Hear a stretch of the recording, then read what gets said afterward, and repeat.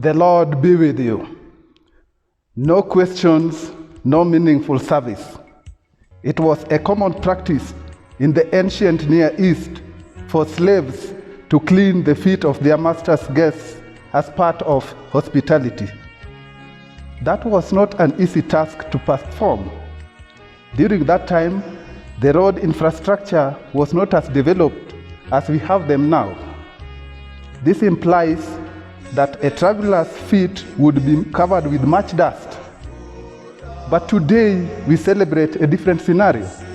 The master becomes the slave. The master washes the feet of his disciples.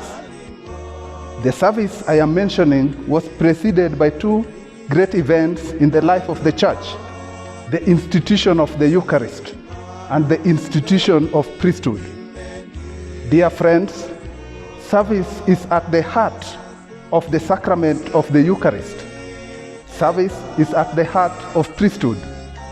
During his public ministry, Jesus fed his disciples.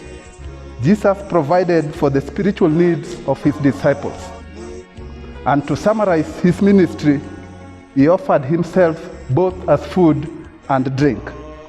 Furthermore, Jesus let his disciples know the essence of priesthood is service, to serve God through the sacrifice of the Eucharist and attending to the needs of his followers. At this juncture, it suffices to pose a question: what is the meaning and implication of service?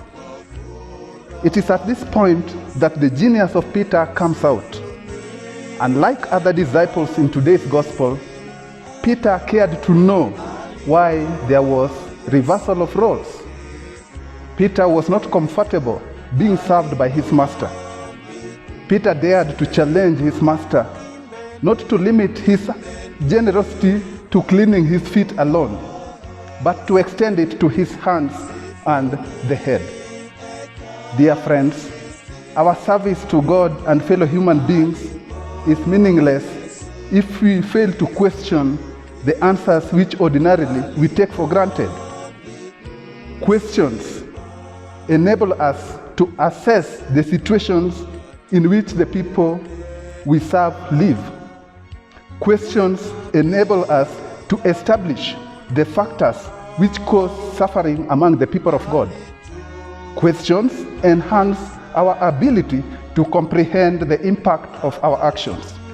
The gospel is dotted with numerous occasions when Jesus asked questions.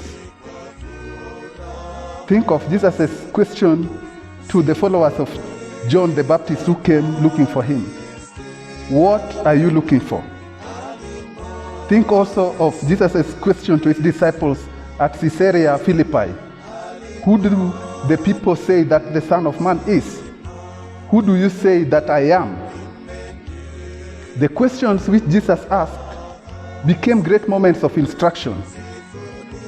Jesus used the questions to teach his disciples about the kingdom of God. Similarly, the question asked by Peter became an opportunity for Jesus to instruct his disciples about the ministry he was entrusting to them. That you also do as I have done to you, serve others. Dear brothers and sisters, this is a unique period in the history of the church when the faithful are barred from celebrating the Easter Triduum in common, owing to the devastating impact of COVID-19. This pandemic has claimed many lives and has tested the limits of science and technology. If we are true to the spirit of the gospel reading of today, we must be challenged to question the role each one of us is playing to stop the spread of this virus. May the questions we raise enhance our awareness for keeping social distance, maintaining high standards of hygiene, supporting the poor who cannot afford food because of job losses.